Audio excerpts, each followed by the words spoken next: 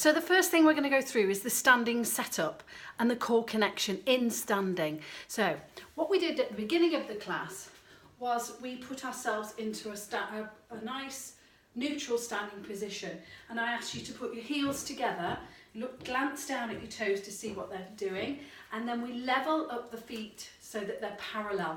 Now this is your personal parallel feet position, and that gives you an indicator of where your hip bones are stated in your body, and this helps me to understand what's happening in your body as well as I walk around the class. So then we move up through the legs and we think about our kneecaps, and are the kneecaps loose or are they weak, and can you flick them up and down? That's something that we'll come onto in subsequent weeks.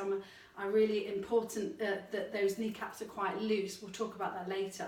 And then we talk about the pelvis. Now the pelvis is the fundamental thing that we talk about in Pilates, because the positioning of the pelvis is where you can find pain or relief if you have pain in that area. And many people have lower back issues, and it is probably because of the positioning of the pelvis when we are moving.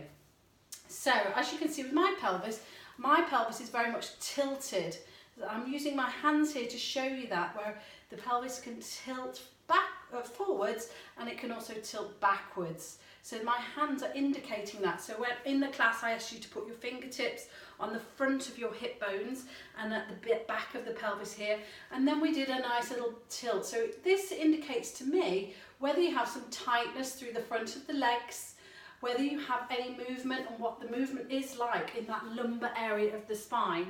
Like I say, there's a lot of issues with people's lower backs, and this can be really straight away, you can feel relief by doing that.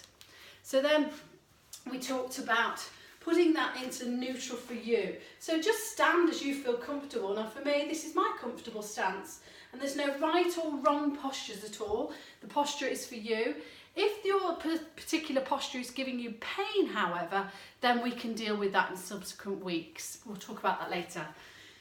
So now moving on to the shoulders, I ask you to roll the shoulders up to the ears and then roll them backwards and down away from the ears. So again, this is very important to keep those shoulders very heavy, and by using the weight of the shoulders pushing down, you're actually going to be using the back muscles straight away by just doing that. So that's something you can do on an everyday basis at your desk or wherever you are. Start to really concentrate on just pushing the shoulders down.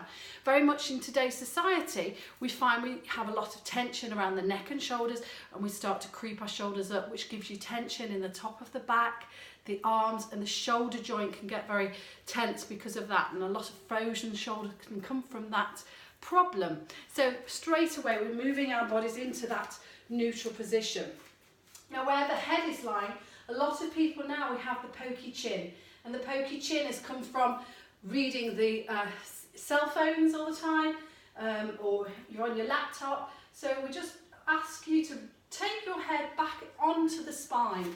So think about the spine like a pole, and your head is like balancing on the top of that pole. So I often say that in the class, just take your chin back so that you feel as if the weight of your head is at the top of the pole, and the weight of your head it's very heavy. So we do want to make sure that we're nice and balanced. So we start to correct the posture, shoulders back and down, chin is away into the face, and we're just standing position.